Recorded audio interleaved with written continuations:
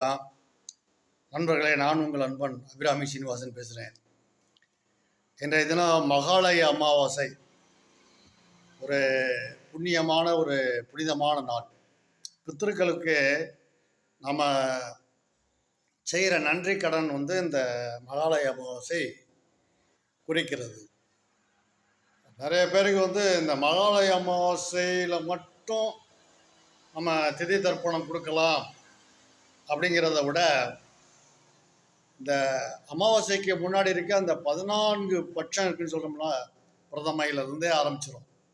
பிரதமை, துவிதியை, திருதியை, சதுர்த்தி, பஞ்சமி, சஷ்டி, சப்தமி, அஷ்டமி, நவமி, தசமி, ஏகாதசி, துவாதசி, திரையோதசி, சதுர்த்தசி, அமாவாசை.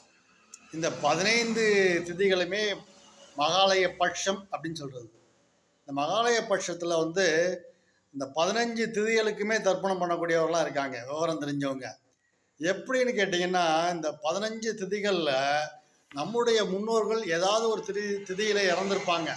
நமக்கு தெரிந்து இறந்தவர்களுடைய திதி நமக்கு தெரியும்.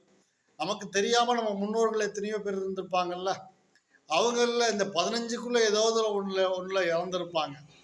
ஸோ இந்த 15ஐயும் கணக்கு பண்ணி நம்ம 15 நாளும் திதி தர்ப்பணம் கொடுத்து விட்டால் அது பரம உத்தமம். அது பித்ருக்களுக்கு மிக பிரித்தியாக இருக்கு.